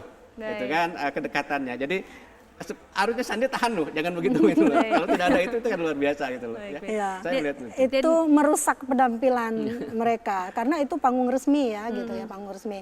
Tapi ya sudah, apa boleh bulat daripada gepeng udah terjadi kan. Tapi gitu. justru dari sikap-sikap spontan seperti itu terlihat hubungan keduanya masing-masing capres cawapres dan perbedaannya ketika gaya komunikasi sehari-harinya dengan pada saat di debat, Bu Leri. Memang harus diakui bahwa kita ingin mengatakan bagaimanapun Sandi itu adalah kadernya Gerindra. Meskipun karena dia pencapresan lalu pindah ke PAN misalnya kan. Kita harus akui itu. Jadi memang ada kedekatan relasi, mungkin kedekatannya dengan Pak Prabowo seperti bapak dan anak seperti itu. Nah, beda dengan Pak Jokowi sama Pak Ma'ruf Amin. Relasinya juga adalah baru ya. Lalu kemudian ketika memilih Pak Ma'ruf Amin sebagai calon wakil presiden, tentu chemistry itu nggak bisa langsung ditemukan. Kecuali perbincangan soal apa yang dipersiapkan oleh TKN dan BPN-nya masing-masing gitu. Jadi ketika misalnya chemistry ingin maju, seperti saya dengan Ken nih, ingin maju. Mau ngomong apa nih Ken? Pasti nanya-nanya dulu. Tapi kan ada rasa segan karena kita baru ketemu, apa masuk nggak melodinya seperti itu. Maka antara tari, gendang, dan musik kadang-kadang menjadi berbeda gitu penampilannya. Jadi ketika dipentaskan gitu. Jadi justru masih terlihat kecanggungan dari masing-masing pasangan ini dari chemistry itu. Dari chemistry itu. Jadi mungkin karena relasinya yang satu udah lama, yang satunya baru. Itu aja sebenarnya. Kang Acep, kalau kita tadi berbicara mengenai peran siapa yang kemudian menjadi penyerang dan juga siapa yang diserang. Dari debat pertama dan debat kedua, kemudian mungkin sedikit menyinggung debat ketiga dan keempat ini. Apakah masing-masing paslon ini konsisten memainkan peran tersebut? Di debat ketiga dan keempat berubah. Oke. Ya kan? Kita belum bicara itu ya. Ya, di debat ketiga. Tapi untuk satu yang kedua ini konsisten ya, kan ya? Konsisten. Di debat ketiga itu kan dua-duanya berubah tuh, ya. Pak Prabowo kembali kepada nature-nya ya, yang progresif, dan Pak Jokowi kembali juga kepada nature-nya yang. Apakah perubahan ini juga kemudian terjadi karena mengikuti respon dari masyarakat sendiri, kan Kang menanggapi adanya ini? Tentu ya, karena tadi yang katakanlah coba-coba itu kemudian direspon oleh TKN dan BPN, kemudian didiskusikan, maka berikutnya yang muncul adalah harus gini. Dan itu bukan hanya muncul di panggung ya, tapi juga muncul di kampanye-kampanye ya. Bagaimana meskipun di kampanye sebetulnya Pak Jokowi masih tetap menyerang, misalnya melawan dan lain-lain. Tapi akan tampak pada Pak Prabowo ya, bagaimana Pak Prabowo itu progresif, dan itu memang juga dibawa ke panggung debat ya. Bagaimana di debat ketiga itu Pak Prabowo menunjukkan memang siapa beliau, seperti juga Pak Jokowi menunjukkan siapa beliau. Jadi kelihatan tuh sekarang itunya gitu ya. Baik, Ya, artinya otentisitas keduanya muncul kembali gitu intinya. setelah debat kedua ini justru Iya, Bu debat Leli. ketiga itu udah mulai menampilkan mereka seperti aslinya lah gitu. Itu artinya apakah kemudian ada perbedaan gaya komunikasi yang dibawakan oleh keduanya pada saat kampanye dan juga debat? Mungkin kalau dari debat pertama dan kedua dengan debat ketiga dan keempat Iya. dibandingkan dengan gaya kampanye yang juga mendekati masa-masa pencoblosan ini, Bu Leli? Iya, memang perubahan itu sebenarnya harus dilakukan oleh keduanya, tergantung segmentasinya. Ketika mereka berada di mana, komunitas dari kampanye itu yang ingin mereka dekati. Karena inti dari kampanye itu adalah persuasi politik. Jadi persuasi politik itu terserah mereka bagaimana mengelolanya. Tapi harus juga membaca situasi, saya bilang, karena genre isinya itu kan bisa ditafsirkan atau bisa diinterpretasikan. Tergantung sekali kepada audien mana yang akan menerima pesan itu. Tapi memang ada perbedaan loh itu Ken, bahwa kalau itu menyangkut tentang strong voters, jadi apapun gaya komunikasi keduanya nggak masalah. Tapi pada undecided voter sama swing voter itu perlu dipermasalahkan karena ada yang tidak ingin beranjak, misalnya nggak jadi deh milih sana. Ternyata dia seperti ini, tidak seperti yang selama ini. Demikian juga sebaliknya. Padahal jadi dua-duanya harus mempertahankan komitmen tentang identitas kepribadiannya yang sejati, tapi di luar itu harus juga bisa merespon keinginan masyarakat bahwa dia mungkin ini agak soft sedikit, Pak Jokowi juga, biarpun petahana, fungsinya bukan menyerang. Yang menyerang itu harusnya Pak Prabowo kan. Nah, maka kembalikan ke fungsinya itu gitu. Baik. Ya, Tadi yang menarik sebetulnya pilihan-pilihan ya. Pilihan ketika keduanya itu menampilkan yang berbeda di ke-1 dan kedua. Artinya tensi itu yang dari Pak Prabowo kan naik ya. Ke akhir ke debat. Saya tidak tahu debat terakhir besok apakah akan tetap naik atau diturunkan gitu ya. Kalau Pak Jokowi turun kan dari tensinya yang menyerang kemudian turun gitu kan. Saya juga tidak tahu apa kemudian besok akan turun. Tapi menurut saya ini terakhir ya.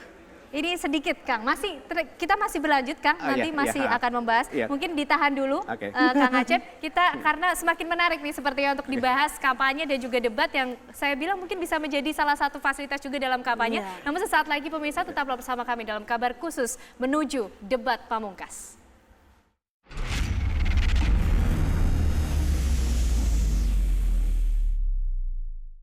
Masih bersama kami dalam kabar khusus menuju debat pamungkas. Pemirsa, di debat ketiga, dua calon wakil presiden saling adu argumentasi dalam tema pendidikan, kesehatan, ketenagakerjaan, dan sosial budaya. Dan berikut cuplikan debat ketiga untuk Anda. Bapak Kiai Haji Ma'ruf Amin yang saya muliakan.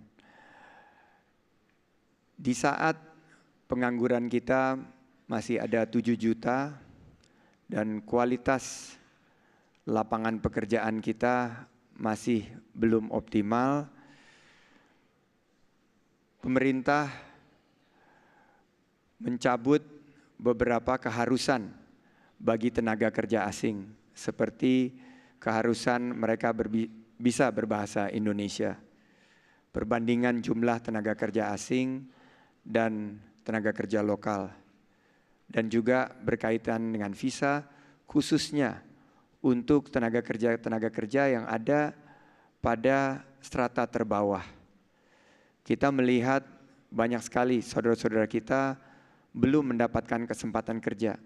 Tapi pada satu sisi yang lain, justru lapangan kerja tersebut diberikan kepada warga negara asing. Tenaga honorer per hari ini belum mendapatkan keadilan. Mereka belum ditingkatkan statusnya dan kesejahteraannya juga masih belum. Sistem outsourcing yang sekarang ini memberatkan baik bagi dunia usaha maupun juga sistem outsourcing sangat tidak adil bagi tenaga kerja yang sekarang mengeluhkan tidak ada kepastian kerjanya. Sistem upah juga yang menekan teman-teman serikat pekerja. Teman-teman dari pengemudi transportasi online belum mendapatkan perlindungan kerja yang selayaknya. Strategi apa yang Bapak Kiai miliki untuk memastikan kita memiliki keadilan dalam menyediakan tenaga kerja untuk anak-anak negeri kita? Terima kasih.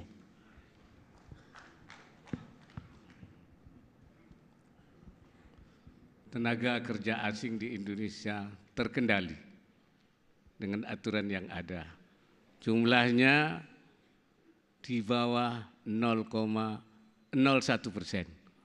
Dan itu adalah paling rendah di seluruh dunia. Itu lihat datanya. Sehingga kita bisa, dan oleh karena itu maka untuk memberikan lapangan kerja kepada masyarakat kita akan kita lakukan dengan memberikan iklim kerja yang kondusif untuk dunia usaha maupun juga dunia industri, memberikan akses keuangan yang mudah seperti KUR, pengembangan bank wakaf mikro, Mekar, dan lain-lain, sehingga dunia usaha tumbuh dan terbuka lapangan kerja. Dan juga seperti tadi dikatakan tadi bahwa dengan adanya infrastruktur langit sekarang ini, yaitu infrastruktur digital, telah tumbuh usaha-usaha startup yang dalam tempo 5 tahun atau 4 tahun kita telah mengembangkan 1.000 startup. Padahal di Iran untuk 1.000 startup itu memerlukan waktu 10 tahun. Karena itu untuk sampai tahun 2024 kami estimasikan kita bisa menumbuhkan yaitu 3.500 startup sehingga membuka lapangan kerja. Walaupun angka pengangguran seperti saya katakan sudah turun, tapi akan terus tekan turun lagi. Dan dalam pada itu, Pak Sandi silakan.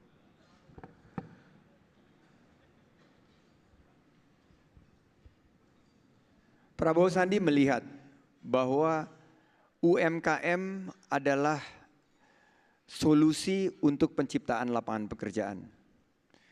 UMKM jumlahnya adalah 99,9% dari unit usaha yang dimiliki bangsa ini. Dari total 55 juta unit usaha UMKM, mereka belum mendapatkan keberpihakan dari segi kebijakan. Padahal 97% lapangan pekerjaan diciptakan oleh sektor UMKM. Untuk tenaga kerja asing, kami memiliki konsep yang sangat jelas bahwa kami akan pastikan siapapun yang bekerja di sini harus bisa berbahasa Indonesia. Seperti para tenaga kerja kita yang ada ke luar negeri harus mengasah keterampilannya. Kami pastikan juga jumlah perbandingan antara tenaga kerja asing dan lokal terukur dengan baik dengan memberikan aspek keadilan. UMKM adalah solusinya. Industri berbasis pengolahan juga menjadi solusi. Jika kita berpihak kepada penciptaan lapangan kerja melalui UMKM, 97% daripada penciptaan lapangan kerja dan 60% daripada produk domestik bruto kita akan disumbangkan oleh UMKM. Program OKOC yang kami dorong berpihak kepada UMKM karena kita akan memberikan pelatihan, langkah pertama. Kedua, pendampingan. Ketiga, kami akan memberikan bantuan pemasaran, kemudahan perizinan. Akses keuangan baik administrasi maupun akses permodalan akan meningkatkan dunia usaha. Pada satu saat kita harus berpihak, kalau ada lowongan tenaga kerja, berikanlah kepada tenaga kerja anak-anak negeri kita sendiri. Jangan sampai mereka disingkirkan dan terasing karena adanya tenaga kerja asing. Terima kasih. Baik, silakan Pak Ma'ruf Amin.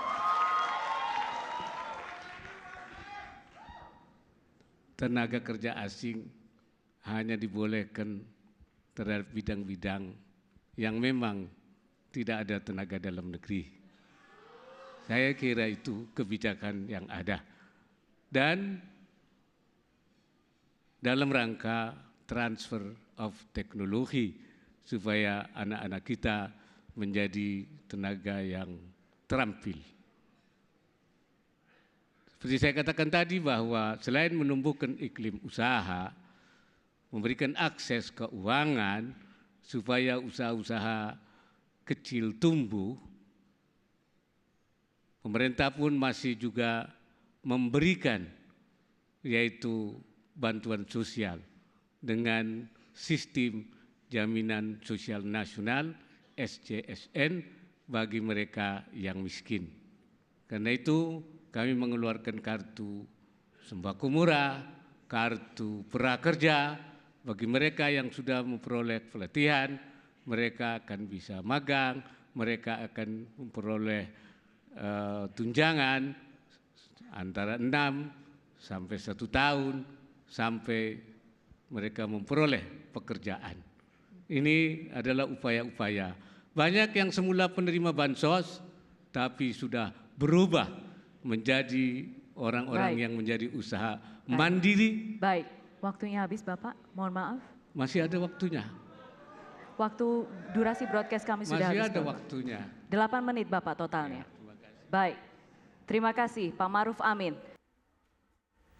Baik pemirsa, itu tadi adalah cuplikan debat ketiga di mana dua calon wakil presiden pendamping masing-masing calon presiden ini saling beradu argumen. Kang Acep, kalau kita melihat di debat ketiga ini sepertinya terlihat lebih mengalir. Apakah seperti itu Kang? Atau justru terlihat kecanggungan karena ada perbedaan mungkin dari Pak Maruf Amin yang seorang ulama dan juga Sandi yang berasal dari millennials, Kang Acep? Ada 2 kata kunci penting ya. Yang pertama, 2 orang ini belum punya pengalaman di panggung, ya. Maksud saya di panggung debat. Berbeda dengan Jokowi dan juga Prabowo. Dengan Jokowi itu El Clasico kan. Kalau ini kan dua-duanya baru, ya. Baik. Itu yang pertama. Sehingga kecenderungan untuk berhati-hati memang tampak, ya. Kemudian yang kedua, karena memang ini menurut saya dialog 2 generasi antara anak dan ayah, ya.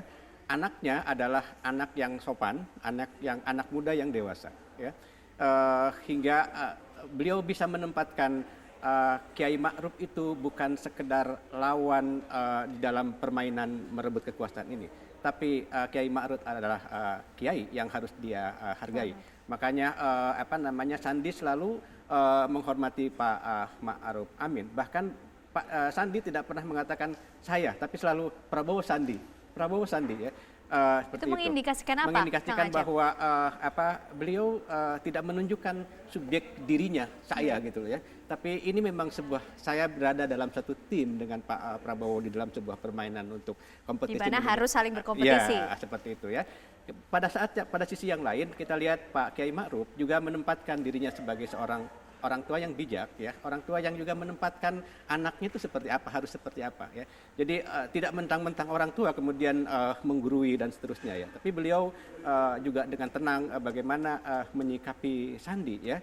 Jadi saya pikir ada banyak hal yang tidak disetujui yang dikatakan Sandi oleh Pak Kiai Ma'ruf. Tapi Pak Kiai Ma'ruf kita lihat tidak menampakkan itu dengan tidak begitu, misalnya kan tidak seperti itu. Tapi beliau tetap tenang dan harus diingat juga bahwa beliau memang juga kiai dan intelektual, guru besar gitu. Jadi ini yang menyebabkan menurut saya debat ini menjadi lebih adem, ya, menjadi lebih adem, menjadi lebih tenang dan menurut saya malah lebih substansial dibanding 2 debat sebelumnya. Gitu. Apakah berarti artinya dari debat dibandingkan dengan debat pertama dan juga debat kedua yang tadi Kang Acep bilang masih terlihat bahwa ini berdasarkan konflik, tidak terlihat di debat ketiga antar cawapres ini, Kang Acep? Saya tidak melihat itu, ya. Di debat ketiga itu lebih kepada pembicaraan meskipun sampai meruncing, tapi tetap basicnya adalah apa yang dibicarakan, tema apa yang dibicarakan pada saat itu, ya. Sandi selalu membawa pembicaraan itu kepada persoalan tenaga kerja, ekonomi dan lain, karena itu memang ini beliau, ya, kepakaran keahlian beliau dan beliau ada di sana gitu. Selalu dibawa ke sana fokusnya. Kemudian Pak Kiai Ma'ruf juga selalu melihat itu misalnya bagaimana melibatkan ada hadis Nabi dan lain-lain.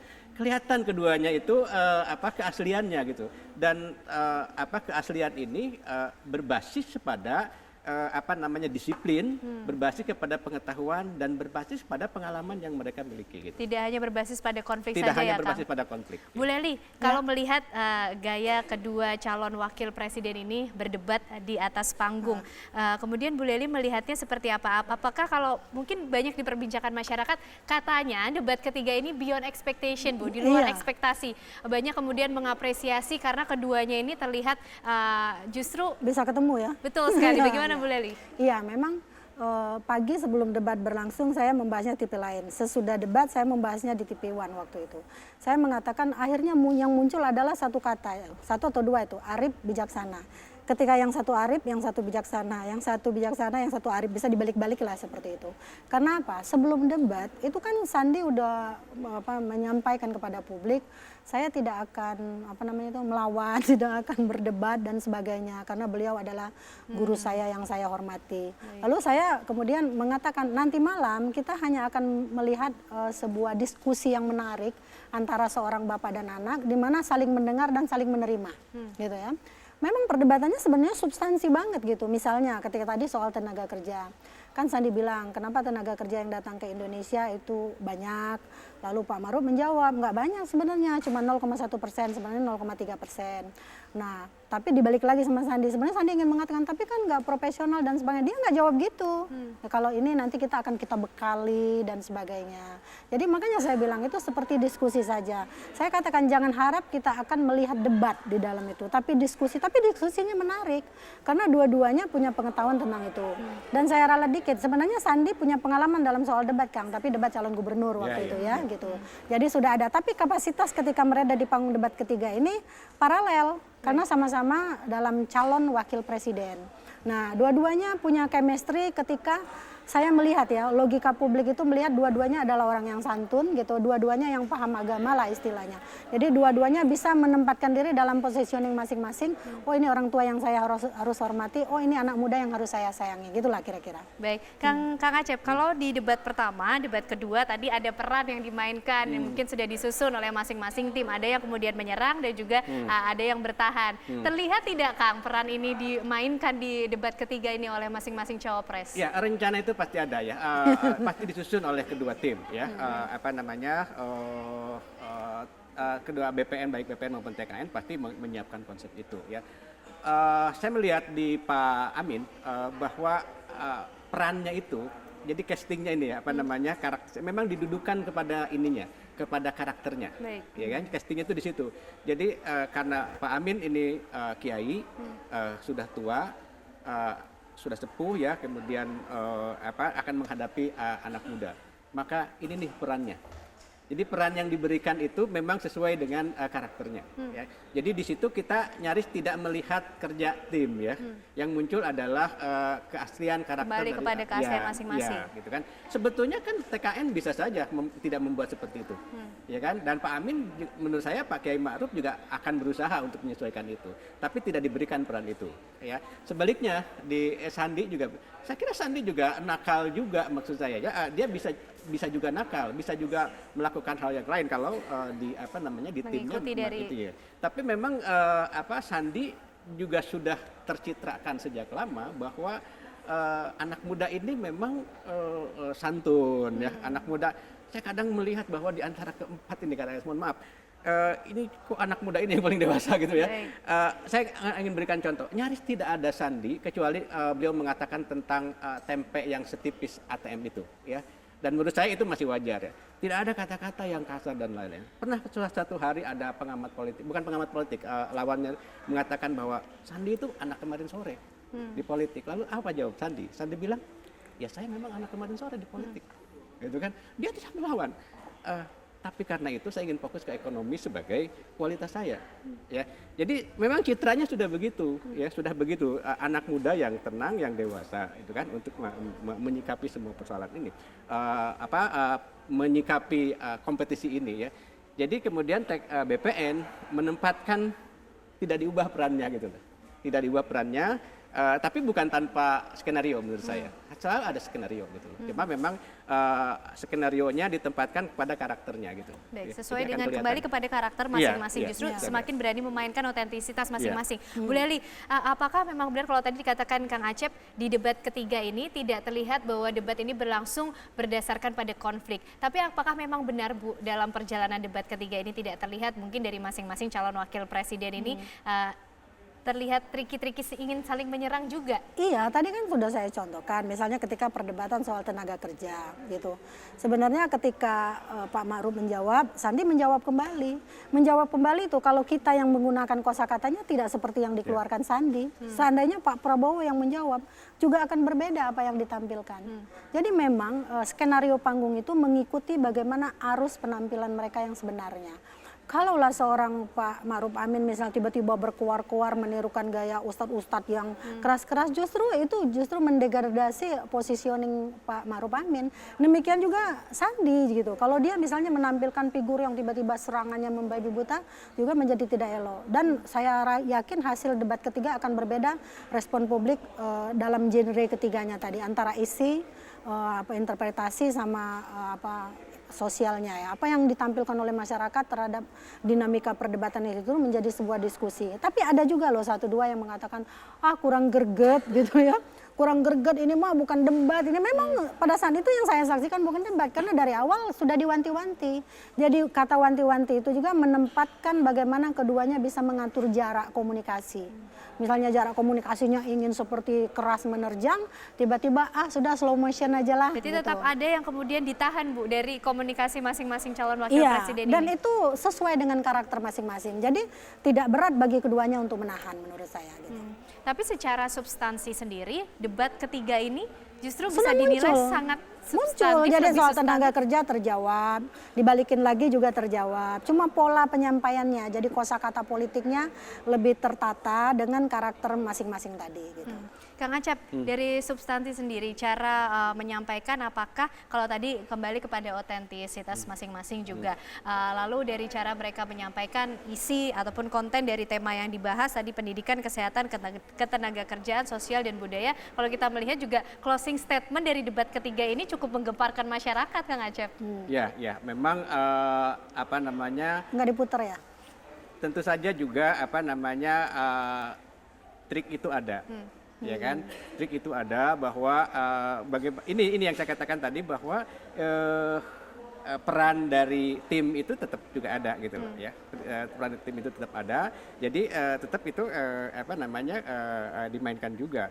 Sandi kan juga punya potensi untuk itu. Kalau kita perhatikan misalnya pada kampanye-kampanye yang sendiri, saya perhatikan misalnya ketika pidato di Bandung ya, ketika Bandung Yes 2019 itu menurut saya sangat sangat lepas, sangat cair dan nakal juga dan seterusnya gitu loh. Jadi jadi potensi itu ada dan itu juga bisa keluar juga di sini gitu loh ya, ketika di dalam permainan di panggung itu ya. Jadi ini menurut saya juga peran dari tim gitu loh ya, bahwa tetap saja ini harus ada semacam icebreaker gitu loh ya. Jadi harus dikejutkan juga nih, apalagi di akhir itu harus ya, closing statement itu kan harus menimbulkan jejak ingatan ya, jejak kesan kepada publik ya.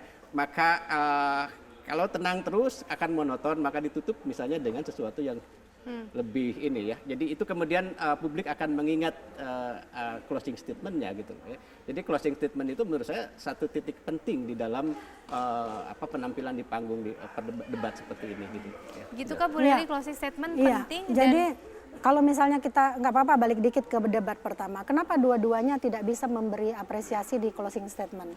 Saya pikir ketika Pak Jokowi menyampaikan kata itu, aduh kok nggak ada closing statement yang sesuai diminta oleh moderator kan? Saya pikir Pak Prabowo mau menangkap momen itu, saya yang ambil gitu. Itu. Ternyata tidak. Jadi sama-sama itu yang terjadi waktu itu. Saya pikir memang ketika orang berpidato menyampaikan sesuatu, yang pertama itu adalah pembukaan, kesan pertama. Kenapa ada Pemeo misalnya, kesan pertama begitu menggoda, selanjutnya terserah Anda gitu kan. Nah itu yang pertama. Lalu mungkin kemudian ini isi. sekaligus bisa disampaikan pesan untuk nanti menjelang debat pamungkas ini Bu. Iya, jadi dari mulai awal pembukaan itu, karena ada apresiasi. Kenapa misalnya indikator mengatakan debat pertama dan kedua misalnya Pak Jokowi yang dianggap menang oleh indikator warung kopi kan beda lagi misalnya. Karena apa? Di debat pertama Pak Jokowi bisa menyapa dan menyebutkan nama Pak Prabowo dengan utuh, sementara Pak Prabowo enggak.